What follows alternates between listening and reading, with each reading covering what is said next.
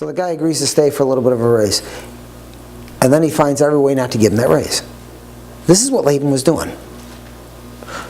Or not fulfilling a severance agreement or something like that. This is in essence what Laban was doing. He's not a nice guy. But he was successful in spite of the schemes. Jacob was. Now this, I'll have to be honest with you, is the hardest part of the passage.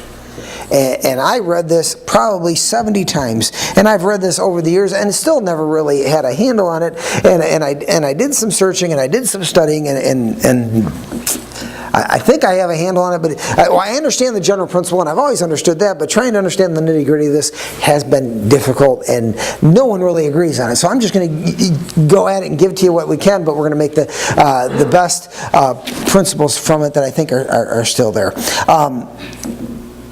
Man, this was the part where when we read it, you might have been, as we were reading it, you might have thought, what in the world, where he was peeling back bark and then putting this in the water, and at the time the animals were conceiving. And what in the, it didn't seem to make a lot of sense. Well, there's a few things here that I think are important. Number one, Jacob was very knowledgeable about shepherding.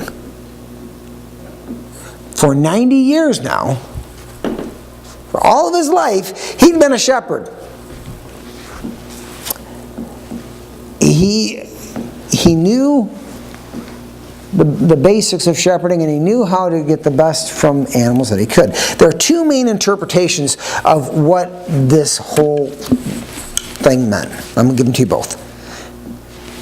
There was an odd superstition at the time that held that if the animals had vivid sight during the time of conception, it would affect the embryo. And just like remember a couple chapters ago when there was the other superstition that was common of the day, that people believed that if you had this certain fruit called the mandrake that made you better, made you conceive more easily. It's the same thing here. Again, Moses is not condoning this as the author, and God's not condoning it as he gives to Moses. He's just saying this is what they did.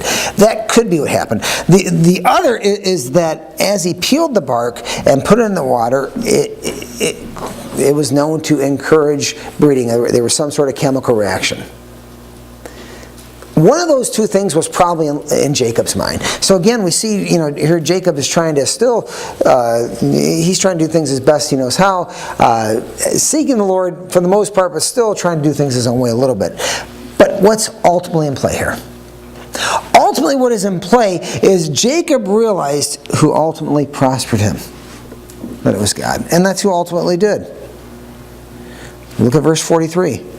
Thus the man, who's the man? Jacob, became exceedingly prosperous and had large flocks, male and female servants, and camels and donkeys.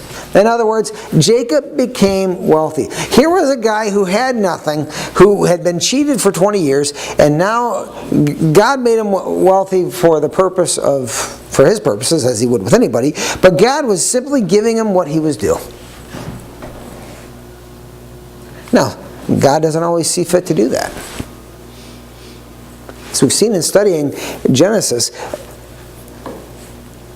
God's ultimate purpose and why he does anything is for his own good pleasure, but he always does it with two things in mind: our good and his glory.